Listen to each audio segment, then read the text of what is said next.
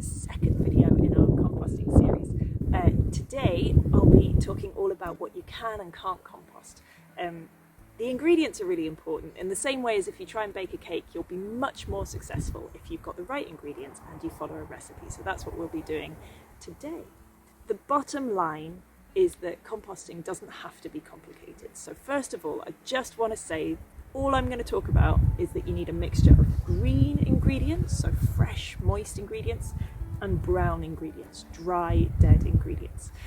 But to understand this, it's worth having a closer look at what's inside compost. When you put some potato peelings in your compost, they don't just break down on their own.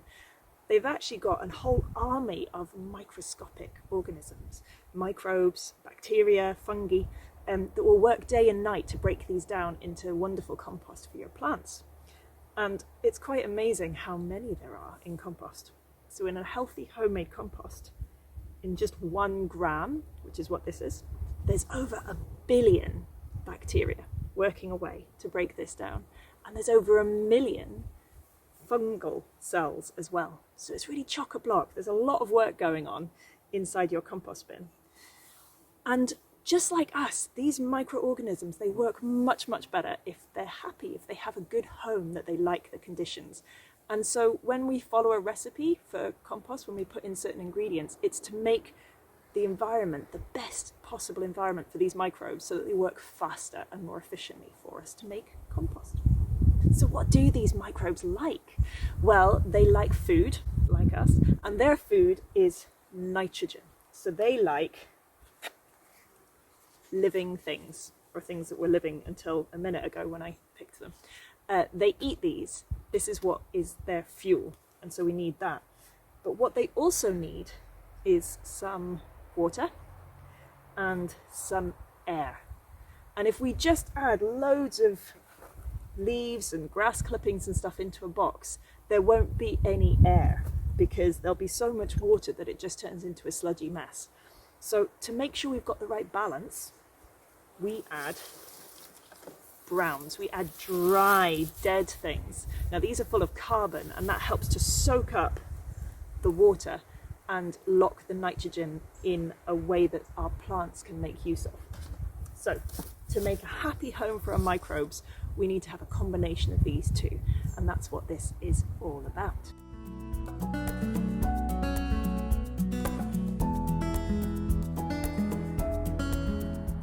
So over here, we've got our green materials. So you'll see that not all of them are green, but they're all high in nitrogen, which is going to be food for our microbes.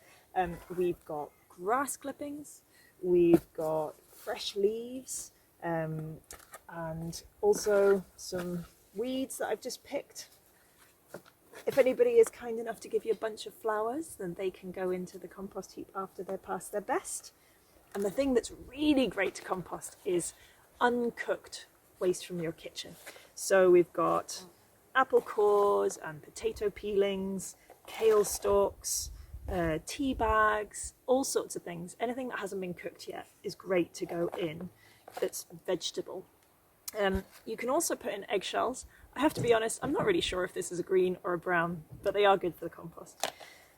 There's also some things which don't look green but are actually high in nitrogen, and coffee grounds are one of them, used coffee grounds. So if you're a coffee drinker like me, these are really good for the garden. They're classed as a green, and the other thing that is good for the garden that's a green but looks brown is animal manure. So if you can get a hold of cow manure or horse manure, then that can be brilliant for adding nutrients to your compost. And to balance this, to make sure it doesn't get too soggy, we add browns. So autumn leaves, the dead autumn leaves, they're brilliant for your compost. It's well worth collecting those in autumn and just keeping them in bin bags in a corner of your garden if you've got the space, ready for putting in your compost. Straw is another good one. That really helps to soak up any excess moisture. And sawdust can also be good. I wouldn't use wood chips because they take so long to break down, but sawdust, as long as you're leaving your compost for a good few months, this will be fine.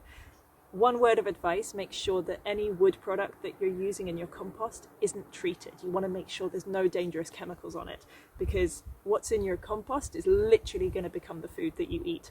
So make sure there's no chemicals involved. More useful browns that you've probably got around are paper and cardboard. It's a good use for all those old bank statements. A couple of things to say about that. You don't want any of these little plastic windows, so I just rip them out. They can go in the bin. And the best thing to do with your paper is to scrunch it up into balls, because that really helps keep some air inside the compost heap. And with your cardboard, the best thing to do is to just rip it into little pieces as you put it in the compost bin, and then that will really mix in well. Anything that goes in a compost bin, the smaller pieces that it's in, the easier the microbes will find to break it down. So it's good to rip it into little pieces. There are some disposable cups that are just made from cardboard, so you can do them, cups and plates, but just make sure they don't have any plastic on them. And also, if you use kitchen roll to wipe up a spill or something, then that can go in as well. So there are the browns and the greens. I also promised in the last video that there would be some surprising ingredients that you can compost, and here are some of them. So if you have any pure cotton or pure wool clothes that you can't make any other use from, because they used to be from a plant, or the wool came from a sheep, because it's a pure natural ingredient, you can actually compost these. They're classed as a brown when you're doing your composting, as is wood ash.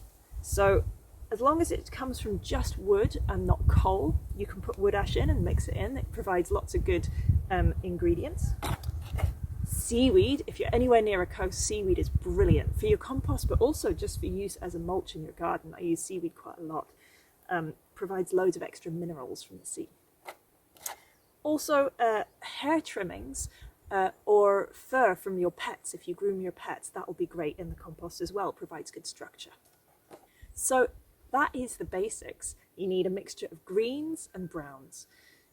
And when you look online or do any reading, you'll find that there's some quite complicated ratios in terms of how much nitrogen is in each of these leaves and how much carbon you have to combine that with. But the baseline is that you just need to have at least equal amounts of greens and browns. Most people have far too many greens in their compost. You really need to get a good mixture of browns in. So the ratio, the ideal ratio, is at least 1-to-1 of these. So for every bucket full of kitchen scraps that you put in, make sure you put at least a bucket full of browns. So there you have the recipe for successful compost, a good mixture of greens and browns. There are some things that I recommend you don't put in your compost, and I'll go through them now. The main one is leftover food. So instead of it just being the vegetable peelings and things, this is cooked food. I don't put this in my compost. The main reason is that it increases the chance of rats and things trying to dig out your compost, and we don't want to bring them in. The other thing is that there's loads of recipes that can make good use of old bread or leftover rice, and so it's much better for our bodies than it is for the compost. Check out our website and our Facebook page, because there's loads of ideas about what you can do with leftover food there. The other thing that I wouldn't put in is glossy paper. So any shiny glossy paper maybe has plastics in, so I'd give that a miss from your compost. I've talked a bit about chemicals.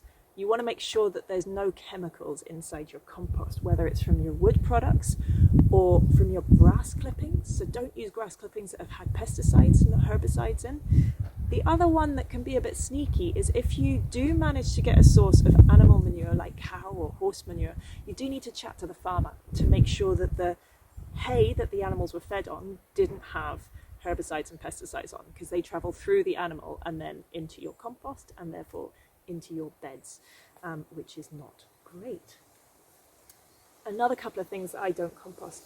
I tend not to compost weeds that have got a really strong root that they come back from every year. So this couch grass or raspberry, I just wouldn't bother, just because I sometimes find that the roots carry on in the compost and then they'll pop up again when I spread it on my garden beds. a lot of people don't compost weeds at all because of this issue. I do. I find that it's not too much of a big deal.